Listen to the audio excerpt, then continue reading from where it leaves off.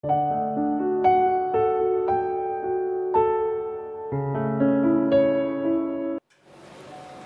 saudaraku, jumpa lagi dengan saya Pendeta Deborah Sukduma Sisyani Partambunan dari CBM 7 TV dalam acara Renungan Senja yang kedua dalam minggu ini. Saya ingatkan kembali bahwa kita kemarin menyampaikan firman tentang purify atau pemurnian. Nah, kemarin saya sampaikan bahwa hati ini licik, bisa menipu. Oleh karena itu, meski kelihatan baik, kita butuh dimurnikan, saudaraku, dibuktikan, ya, ada pembuktian. Nah, kemarin saya kasih tahu bahwa pemurnian sering dikaitkan dengan emas.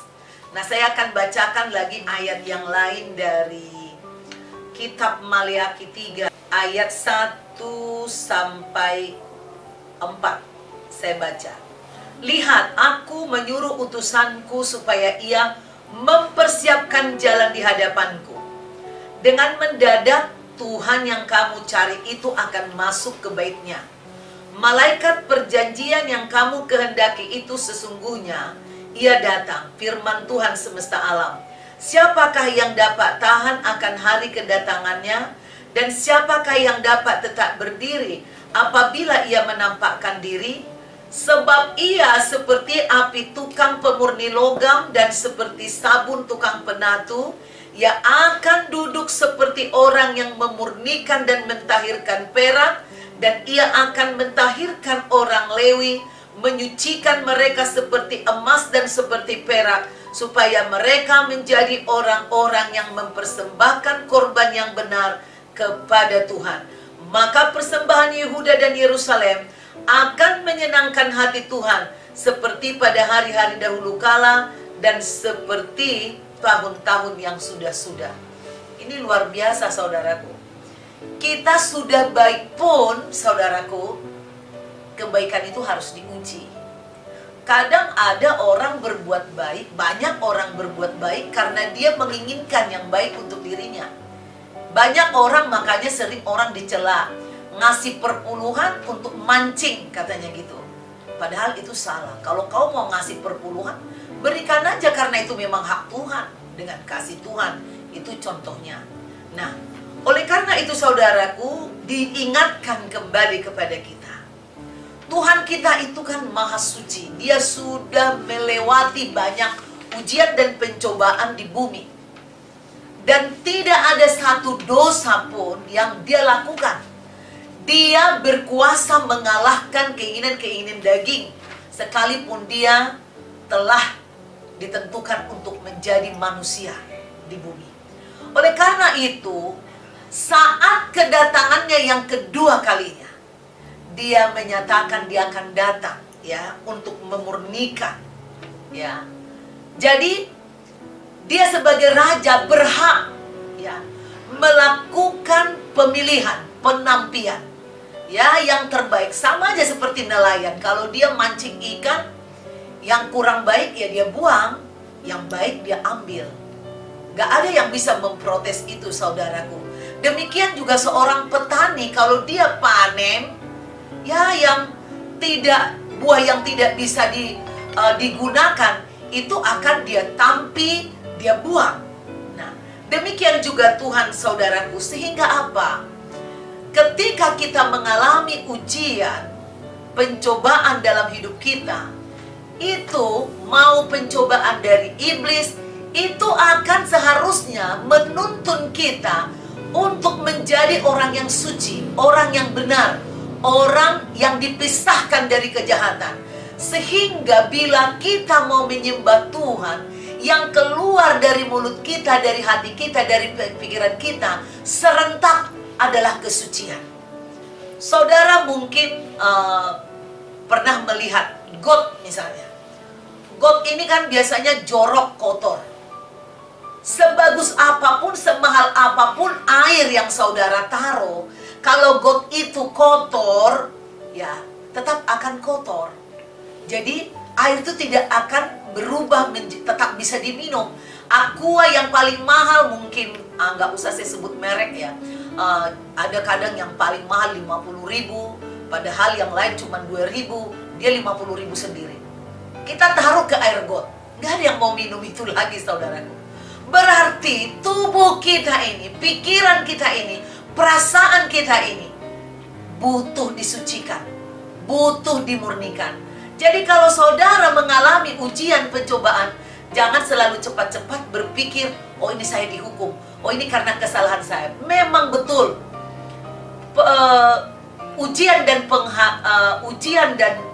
pencobaan itu menyadarkan kita. Kalau kita sadar bahwa kita memang bersalah, kita akui kepada Tuhan, itu benar. Kita minta ampun kepada Tuhan, itu benar. Tapi setelah kita minta ampun, tidak serta-merta masalah selesai, kan? Nah, karena apa? Tuhan menuntut kita juga bertanggung jawab. Nah, ketika ada persoalan yang datang, kita dengan rela menerima. Oh ya, memang aku salah sih. Aduh, itu dewasa sekali. Luar biasa. Pernah nggak saudara di dalam rumah tangga, misalnya saudara berbuat salah kepada pasangan saudara, lalu pasangan saudara marah, ngambek, dan tidak mau berbicara kepada saudara. Ada nggak kerelaan di hati saudara? Ya, akui aja kesalahan. Sebenarnya sangat simpel, saudaraku. Seringkali persoalan dalam rumah tangga itu bukan persoalan yang besar, tapi karena gengsi mengakui dosanya, mengakui kesalahannya. Dan kalau diakui entah kenapa itu bisa lega satu sama lain. Nah, ini penting, saudara, itu pemurnian. Artinya ada kedewasaan, ada rasa bertanggung jawab atas setiap tindak tanduk yang kita lakukan. Nah, ini yang dimaksud kita dimurnikan, kita didewasakan, kita disucikan. Sehingga kalau kita menyembah Tuhan, kita mengatakan Engkau Maha Suci. Bagaimana kau bisa menyebut Dia suci kalau hidupmu kotor, jorok? Kita memahami kesucian ketika kita hidup terus jauh dari dosa, meninggalkan dosa. Kita tahu betapa pentingnya, berartinya kesucian. Maka ketika kita menyembah kepada Tuhan, aku bersyukur Engkau Maha Suci. Engkau benci segala perbuatan dosa, namun Engkau mengasihi orang yang mengakui dosanya. Itu mengalir dari pipa yang benar, sehingga apa yang kau naikkan kepada Tuhan sungguh-sungguh menjadi persembahan yang murni, yang berkelas, yang bermutu, yang benar-benar menyenangkan hati Tuhan. Itu tidak bisa dibohong. Semua orang bisa menyanyi, ku sembah Kau Tuhan, ku sembah Kau Tuhan. Tapi sebentar lagi dia berkelahi, sebentar lagi dia mencuri, sebentar lagi dia korupsi. Di gereja hari Minggu dia mengatakan hanya Engkau Tuhan kekuatanku. Tapi hari Seninnya kemudian ada masalah, dia pergi ke dukun. Ada orang yang menawarkan jasa-jasa yang tidak sesuai firman Tuhan, meramal apa dan segala macam, dia kasih juga tangannya. Nah, itu pentingnya kenapa harus ada pemurnian. Jadi kalau kita dimurnikan, intinya juga satu, ada perasaan jerah.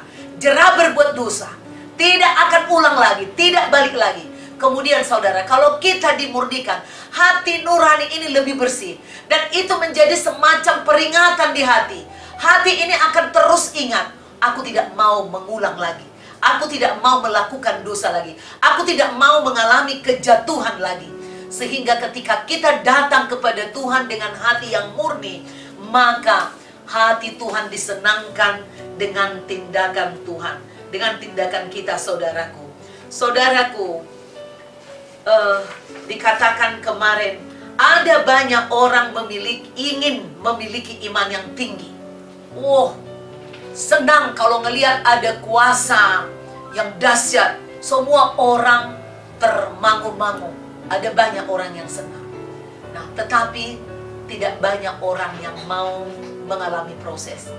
Saya, saudaraku, sebagai hamba Tuhan, saya merasa sangat repot kalau setiap masalah orang harus saya yang menyelesaikan. Oleh karena itu, saya ajar orang, saya didik orang untuk mengalami Tuhan secara pribadi, yaitu dengan membaca firman Tuhan, menangkali kedagingannya melalui puasa.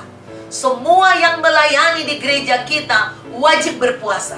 Puasa Elia, puasa 40 hari, atau puasa Yesus. Demikian juga puasa Musa, puasa 80 hari, atau puasa Esther, 3 hari 3 malam tidak makan. Ketika engkau mampu menyangkali keinginan dagingmu untuk makan dan minum, kau akan memiliki hati nurani yang bersih dengan pertolongan Roh Kudus. Saudara berseru kepada Tuhan, kuasa Roh Kudus akan membasuh hatimu, sehingga kau bisa mendengar suara Tuhan. Kau bisa menyangkali keinginan dagingmu, maka engkau akan sensitif dengan kerajaan surga. Jadi betapa beruntungnya orang-orang yang masuk dalam pemurnian. Jadi jangan tolak pemurnian dari Tuhan. Entah kau tolak entah tidak, yang jelas Tuhan sudah mengatakan bahwa di akhir zaman, ya, Dia akan datang untuk menuai, ya, memilih siapa yang ada Roh Tuhan di dalamnya, firman Tuhan, kuasa Roh Kudus dalamnya. Itulah nanti yang terangkat bersama Dia. Dia memurnikan kita seperti pandai emas, pandai perak, pandai logam. Dia akan membuat itu supaya terpisah segala yang kotor, kedagingan, yang panah, sehingga yang rohani, yang surgawi, yang bernilai kekal, itu yang ada di dalam diri kita. Saya berdoa buat saudara agar Tuhan memberi saudara kekuatan untuk hidup dalam kekudusan, kesucian, kemurnian, sehingga saudara juga bisa terangkat di awan-awan pada waktu trompet dibunyikan.